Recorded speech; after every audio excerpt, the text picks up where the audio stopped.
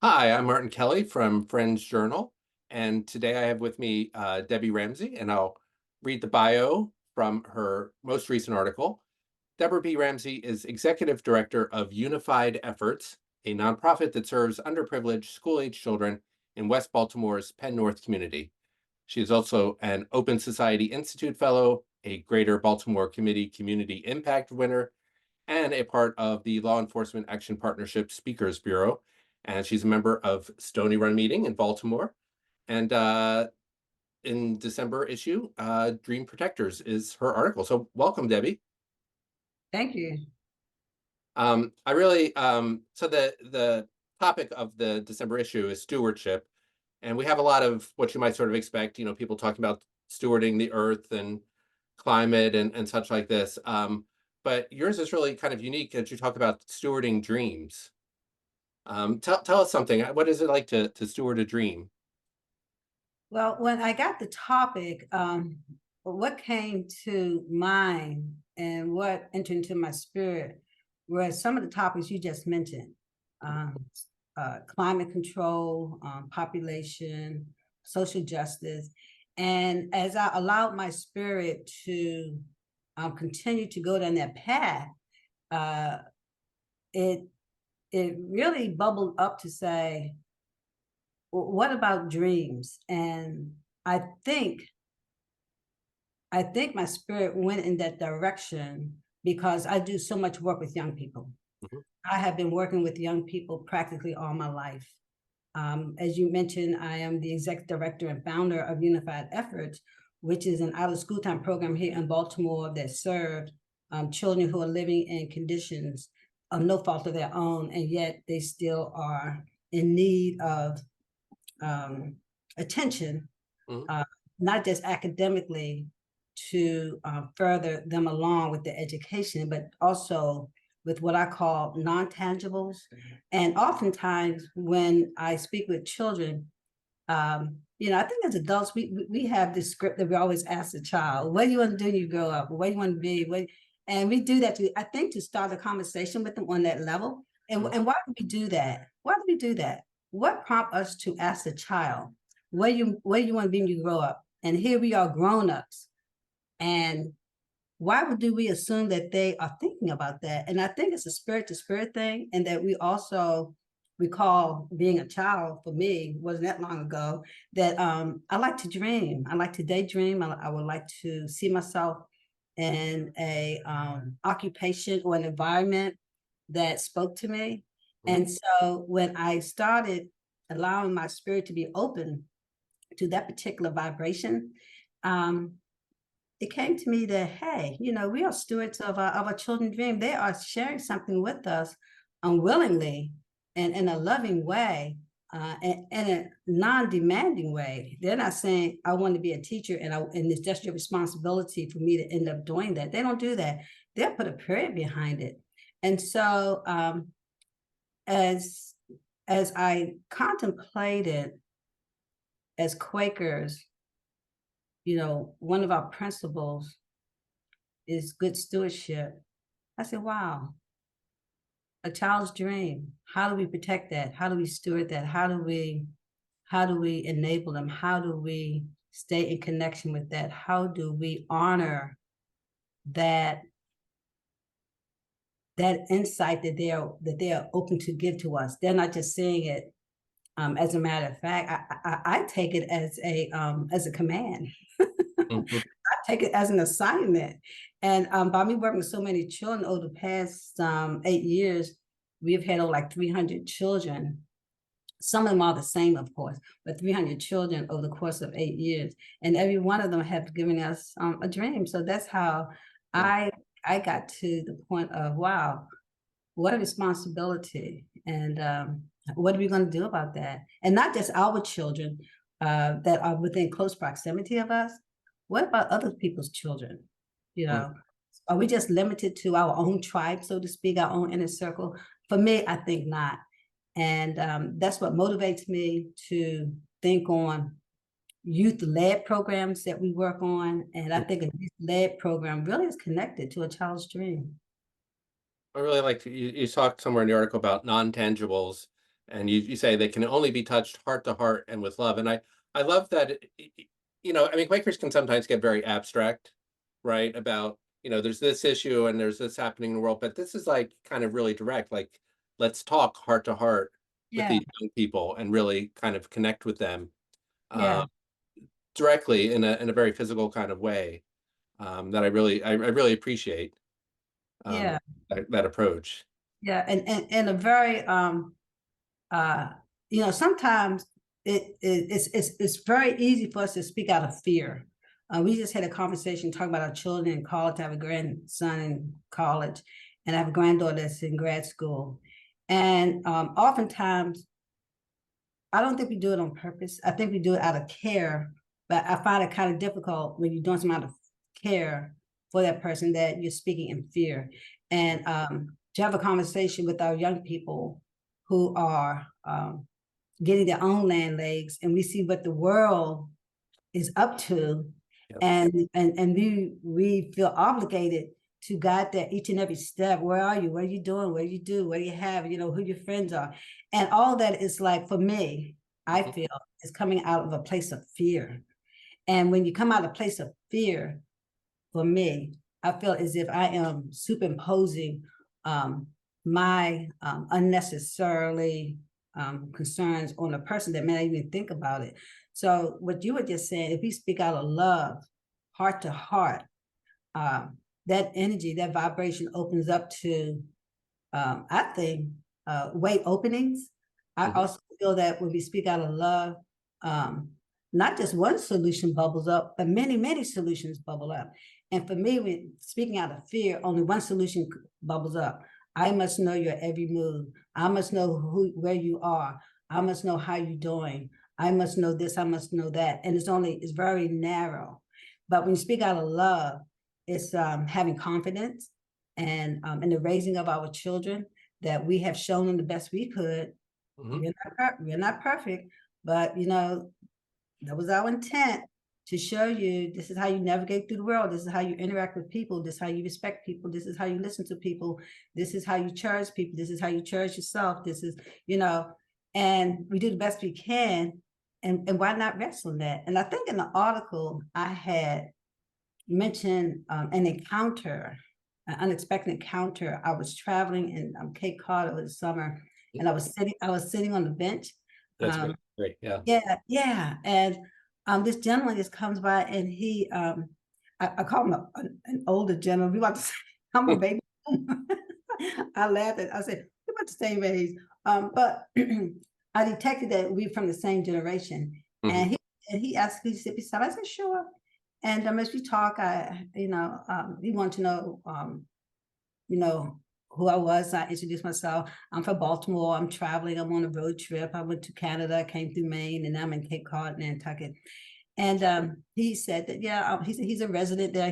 This is his part of his constitution, where he comes out every morning and sit. And just so happened, he was contemplating a conversation he just had with his wife, who was very, very concerned about their son, who had just graduated from the police academy in Massachusetts, and how he was so excited about it.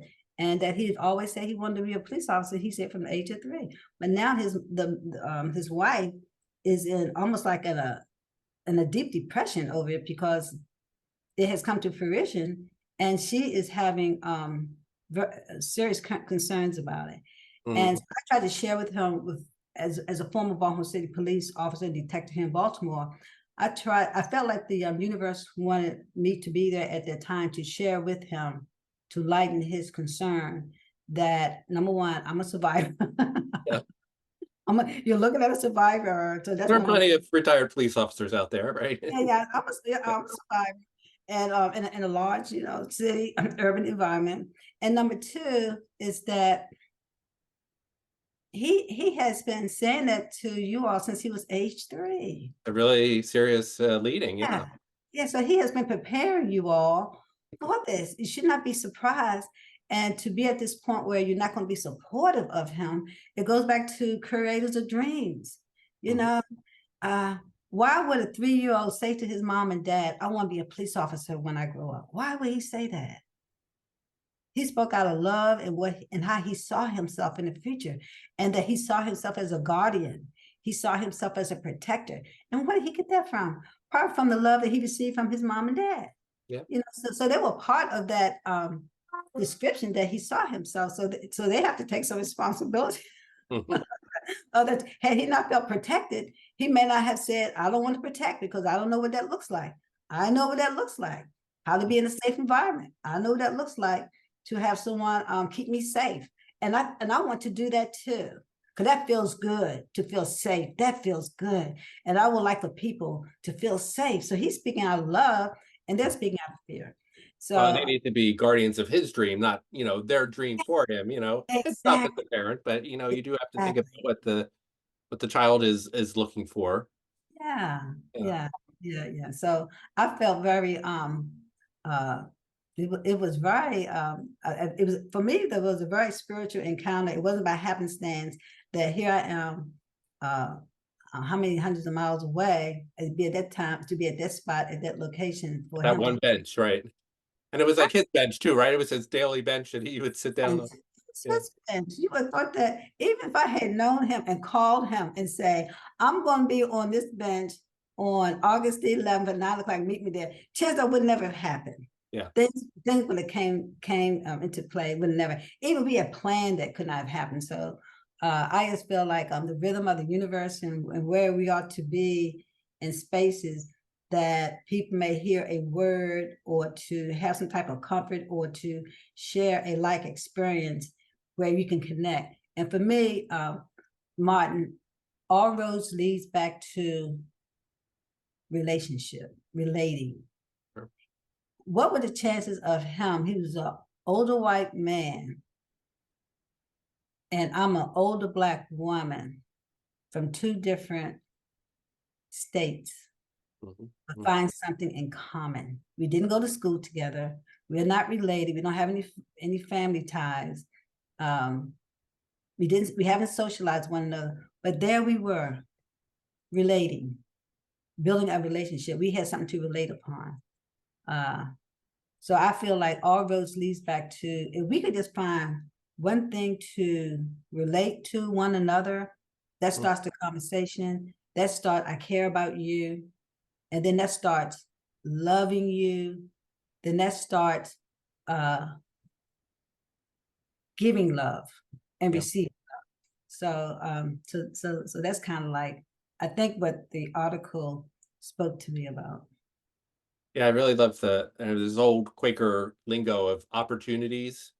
Um, that an opportunity is like this kind of worship, connection, love that happens spontaneously when you just sort of run into someone and all of a sudden you realize like, oh, there's so much more that is going to happen here, and just to really be open to these sorts of moments where, yeah, we just find ourselves in a bench and all of a sudden we're deep into connection and ministry.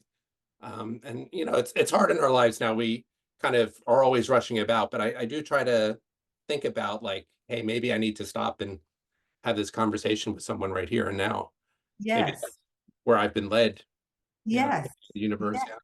yes, Yeah. yes. And then for him to have said to me when he was departing, I'm going to take our conversation back to my wife. Yeah. So on another dimension, I was in his home.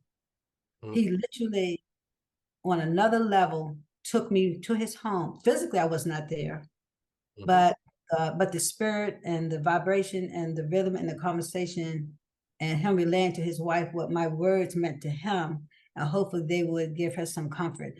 So I feel like the non-tangibles, we don't give them enough credit. And oftentimes, like you said with the ministry, we invite 50, 100 people. If there's not a large crowd, then we are not getting anything across. But who's to say that she would not say something what her husband told her, what he heard me say to someone else, or either to her son? Mhm. So is it the quantity or the quality? And like you said, when we take the initiative to start a conversation, even with a stranger, it's easy to start a conversation with someone you have a relationship with. But how about a stranger? Can we be, as Quakers, can we be so curious about one another's condition, Mm. that we would take that, as you say, opportunity to just take a look, see. Yeah. So, yeah, I think as Quakers, we have so much opportunity to speak to conditions in a way of us coming out of a genuine concern and love. And how can you go wrong with that? Yeah. Oh, that's really beautiful. I want to cry here. Yeah, I mean, this is I think what we need to do. I mean, I think we do need to be really just open to it. I always think of the Good Samaritan story too, of someone heard and all these people just walking by because they're too busy, and it's a Samaritan who says, "No, I can't walk by. I have to, be a guardian here of this person who's a stranger, who's, the person was Jewish, the guy was Samaritan. They're not supposed to be friends, um, and yet they know that they have to. He has to take care of this wounded person." Mhm. Sometimes I think we need to stop and, may not be wounded, bloody on the side of the road, but it may be just someone on a park bench looking over a bay who's Yeah. carrying something on their heart, a weight on their heart, and their family is having something that they need to really think about. And maybe you're just the right person to sit down and help them with that. Yeah, and and also vice versa. Mm, Not only did I felt that my experience may have gave him another perspective, but also he gave me a gift. mm, He gave me a gift of having someone interested in what I had to say. He gave me the gift of sharing event, even if he did not speak words were spoken. He gave me the gift of when he looked at me and said, "May I sit beside you?" If nothing else was said, for me, having someone who did not know me ask permission to pretty much not invade my space, but to share my space. sure, yeah, So, and I think that now I think about it, it hadn't occurred to me, but now as I think about it, because of that reaching out, I felt love when he said, "May I sit down beside you?" Because it was a question. He didn't say, "This is my, hey, get off my right, hey, this is my bin," or just flopped down, didn't say anything because he felt ownership of entitled to it. But yeah, when he said, "Excuse me, may I sit down beside you?" yeah, To me, if nothing else was said, that was a beautiful gift hmm, for us to share same space at the same time, looking at the same thing. And then because of that, I felt open to receive his vibration and vice versa. yeah. So yeah, yeah. Yeah, that's nice. I know I probably would walk to the next bench or something. 'Cause, I Exactly. don't wanna interrupt anyone, but Yeah, we need to yeah, have those heart-to-heart connections and yeah, yeah, yeah, because that's his bench, and authenticity. chances are no one is sitting on that bench when he comes. It was early in the morning. It Yeah. was like 8 o'clock in the morning because I was told the day before. The name of the beach was, I think, Bay Beach on Cape Cod, and it was the only free beach on Cape Cod. And I had taken a cruise ship the day before, and the captain said, "That beach over there is free and it's free parking. And if you can get there early, you can get there." So I bookmarked that in my brain. And I chose, that's why I chose to go there. And so he played a part too for us, for those two spirits to come together. So when Yeah. I look at what it had to take for all that to happen, it's just wow, the universe is Mhm. that magnetic field is real. That's great. Well, it's great stories. And there's, more in the article. It's online in the December issue and in arriving in mailboxes as we speak here, so for print subscribers. And Debbie also has probably 3 or 4 other features that she's done, over the years, some great ones, and Quaker Speak video too. So many other ways to see Debbie, and I'm sure we'll see more of you in the journal in years to come. So Well, thank you. I thank you for giving me those opportunities. And as you mentioned that, and I remember Stony Run here in Baltimore, and we do such wonderful social justice work. And I'm just so I'm just happy to be um, in our with our Quaker friends. And Mm, Martin, I just want to thank you for reaching out and allowing me to have my voice heard through the Friends Journal. Oh, it's a pleasure. Definitely. All right. Well, you have a good time, Debbie. Thank you. Stay safe. You too. Bye bye.